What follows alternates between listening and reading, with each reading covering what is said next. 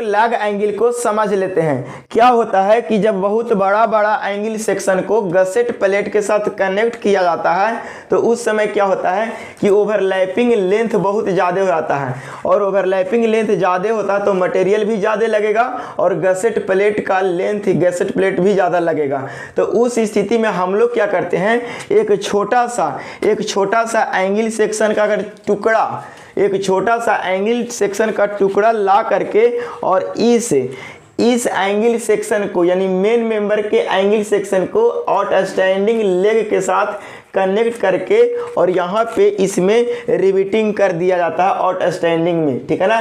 देखिए ये जो स्टील टेबल है वो गसेट प्लेट है और ये वाला जो बड़ा वाला मेंबर है वो मेन मेंबर है और ये जो मेंबर है छोटा वाला ये वाला है लैग एंगल।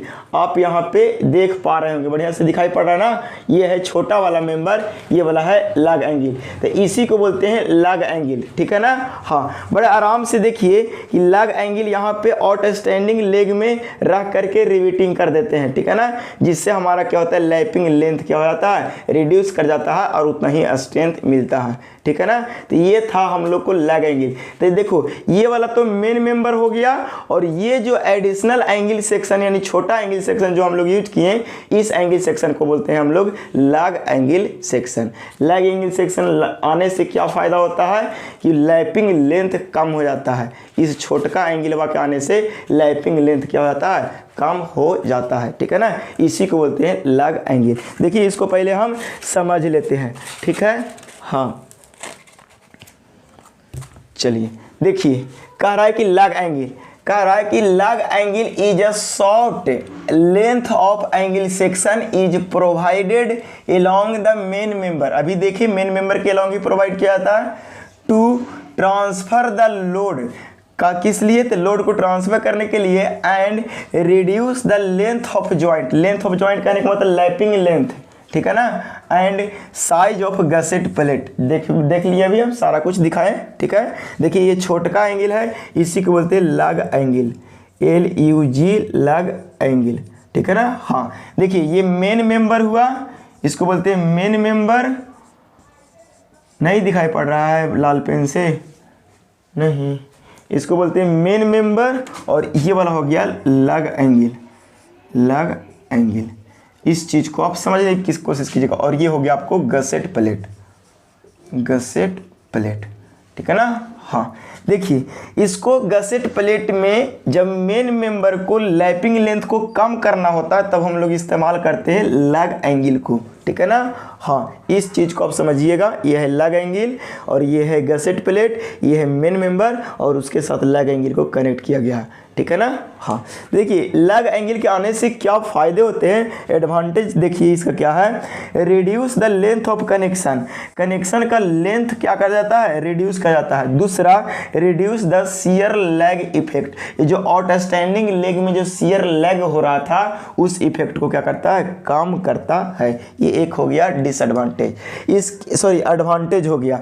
इसकी डिसएडवांटेज क्या होती है कि additional material is used for the lag angle के लिए एडिशनल मटेरियल की जरूरत पड़ता। आखिर बाहर से ना कोई मटेरियल ला रहे हैं, मेन मेंबर में तो है नहीं, तो क्या होता है, hence it is not be economical, इसीलिए ये सस्ता नहीं होता है। जब बाहर से मटेरियल लाओगे तो पैसा लगवे करेगा तो महंगा तो होगा ही, ठीक है।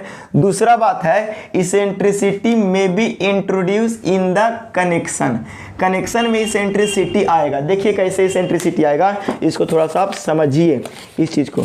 जैसे कि देखिए, जैसे कि ये मेन मेंबर है, जैसे कि ये मेन मेंबर है और ये गसेट प्लेट है और इस गसेट प्लेट के साथ ये वाला हम लैग एंगल लगा दिए।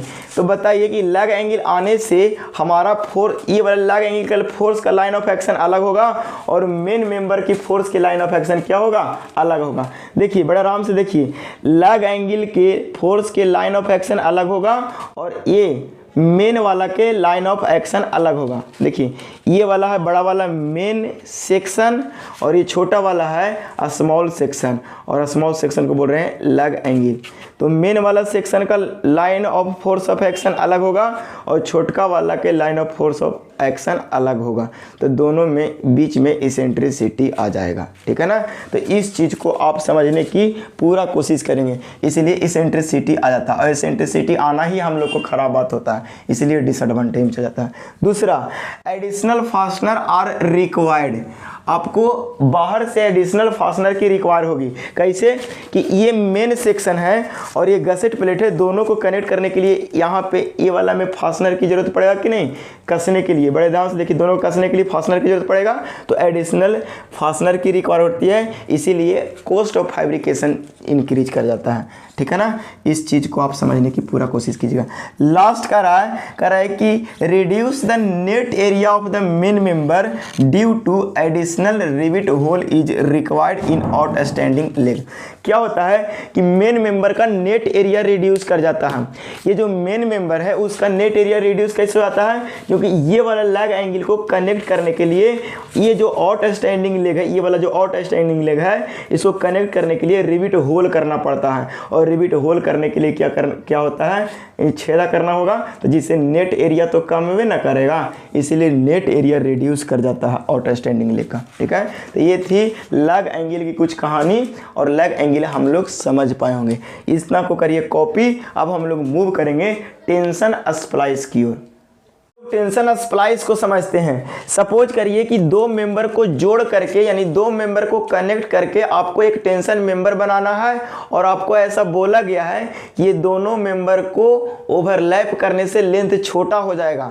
तब उस स्थिति में आप क्या करोगे, ये दोनों मेंबर को जोड़ने के लिए आप कोई एक्स्ट्रा या एडिशनल प्लेट का यूज करोगे। जैसे एक मेंबर ये वाला है, इसको एक बोल रहे हैं टेंशन मेंबर, और ये दोनों इसको और इसको जोड़ करके आपको टेंशन मेंबर बनाना है, और ओवरलैपिंग नहीं कर सकते हैं, ओवरलैपिंग करने से लेंथ छोटा हो जाएगा। तब उस स्थिति में क्या करेंगे कि इस वाले प्लेट में ऐसे ऐसे करके और ऐसे आप क्या करोगे, ऐसे करके आप इसको यहाँ पे वो प्लेट मार दोगे, और एक प्लेट ऊपर में रख करके ऐसे मार दोगे, ठीक है ना, और यहाँ पे आप क्या करोगे, टेंशन मेंबर बना दोगे।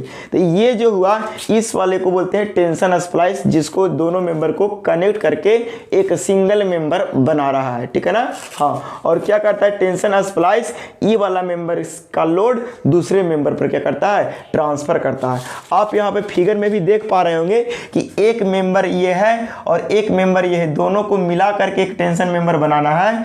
तो बनाने के लिए ओवरलैपिंग नहीं करना है, अगर ओवरलैपिंग कर देंगे तो लेंथ छोटा हो जाएगा। तो उस स्थिति में ये जो ब्लू कलर वाली जो हम प्लेट लगा करके मारे हैं, यही वाला मेंबर आपको क्या कहलाएगा, टेंशन स्प्लाइस कहलाएगा। और ये टेंशन स्प्लाइस का मेन काम होता है कि ई वाला मेंबर का लोड इस पे ट्रांसफर करना, ई वाला मेंबर का लोड इस पे ट्रांसफर करना, ठीक। हाँ, तो टेंशन स्प्लाइस भी आप समझ पाए होंगे, वही बात यहाँ पे लिखा गया। Tension splice in any tension member is used to joint two parts to make a single unit, ठीक है ना, दोनों को जोड़ करके एक सिंगल यूनिट बना देता है। Splice transfer the load from one portion of tension member to the other portion of tension member, load को यहाँ से वहाँ ट्रांसफर करता है। ये हो गया वन टेंशन मेंबर, और ये भी हो गया एक टेंशन मेंबर, और ये वाला को बोलते हैं टेंशन स्प्लाइस,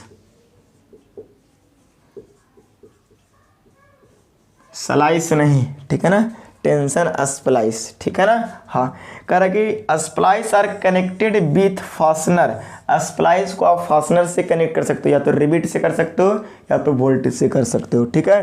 कह रहा है कि एज पर IS splice plate its connection should be strong as net section of main tension member.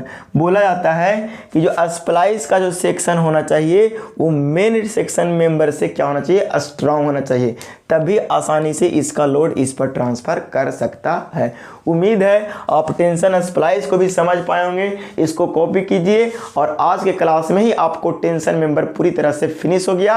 अगले लेक्चर में आप लोग को जाएगा कंप्रेशन मेंबर यानी यूनिट 4 स्टार्ट होगा। ठीक है, तो आज का क्लास इतना ही।